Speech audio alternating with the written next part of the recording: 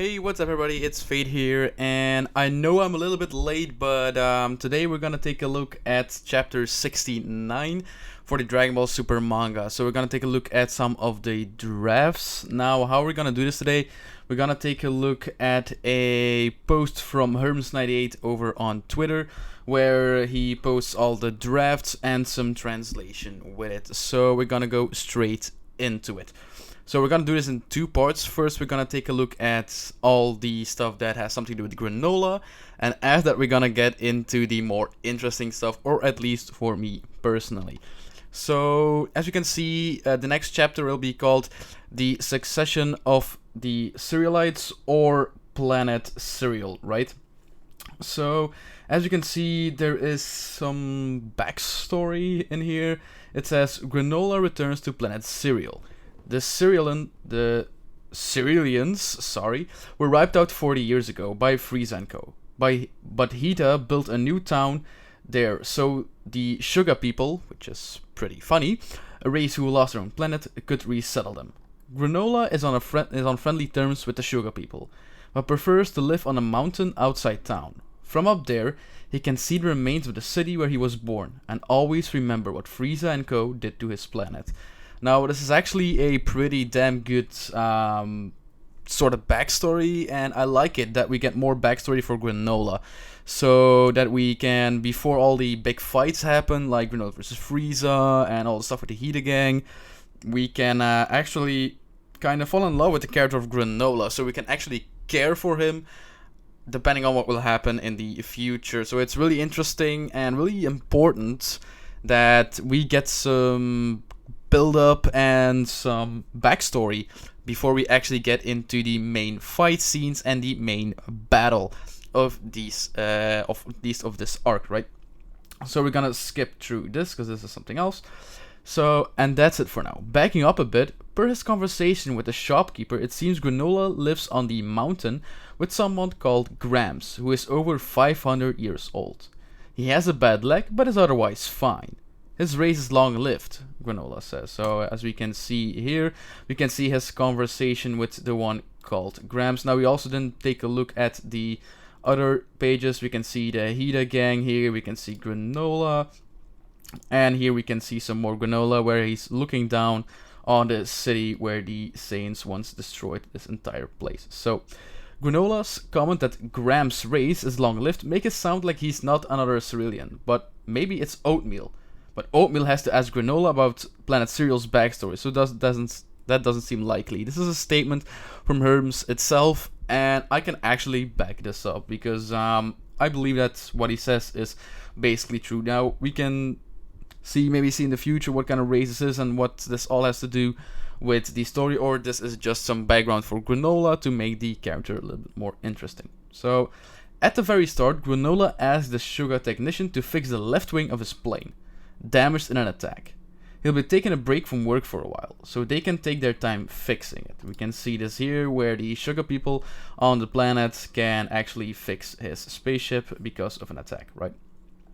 Then later, the Sugar shopkeeper asks why Granola and Grams don't just live in town. The Sugar people will be happy to have him. The shopkeeper also gives him an extra bottle for free. Clearly, Granola is very popular.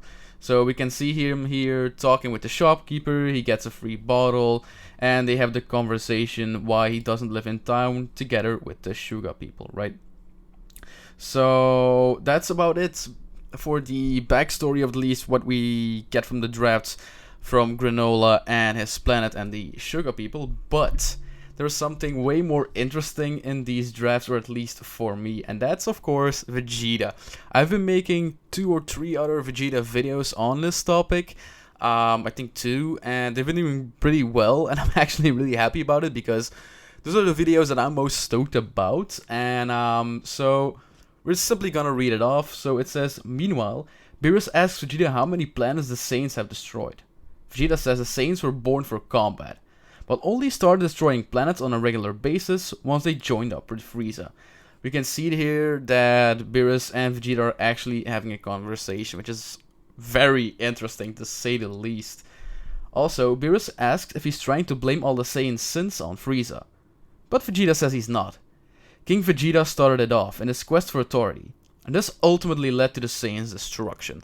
So he's not just blaming it all on Frieza, but also on his own father, because he had this god complex of some sort, and he had a quest for authority, and like Vegeta said, this basically led to the Saiyan's destruction, right? Then we have the following. So it was the Saiyan's fate to be destroyed. Beerus finds the idea stupid. Vegeta's puzzled. Beerus said he was going to show him a god destruction technique. So what's that have to do with the Saiyan's past? Beerus says it's deeply related. So this is interesting. We can take a look at the pages itself, right? But it's actually really interesting to see that Beerus says that the history of the Saiyans and the destruction of the Saiyans and all that, and the fact that the demise of the Saiyans has something to do with this. Now, if I recall, there is a first Super Saiyan god, and it's Yamoshi. Now, we don't know a lot about this character, and it's not like he's a main concurrent character in the anime nor the manga, but he is a character that exists, right? And maybe we're going that route. Maybe we're going back all the way before we met the very first Saiyan. Even before, like, Vegeta was a kid and stuff. Maybe when King Vegeta was a kid, or even long before King Vegeta was even born, right? So the father of the current Vegeta. So this might be interesting, because that might mean that the Saiyan's past, or at least the Saiyan that he might be talking about, we don't know this for sure, has something to do with the technique that Beerus can actually learn Vegeta. Now, we actually got confirmation that Beerus will teach Vegeta a new technique, because Vegeta says he was going, are you not going to show me a god destruction technique? And Beerus is deeply related, so he's not pushing it away. It's not like he's saying, no, I'm not gonna teach you this technique or anything else, but he's actually asking questions to Vegeta, probably to know if Vegeta would be worth it to actually teach him the technique, right? Now, this means that 1, Beerus is going to teach Vegeta a new technique. 2, it has something to do with the Saiyans. And 3, it might be with something to do with Yamoshi, because Beerus is a god. Yamoshi is rumored to be the very first Saiyan god, or Super Saiyan god. But we don't know that for sure. There is not something like a real evidence in the manga or anime for that, right? But it's believed that it is so. So it might have something to do with it.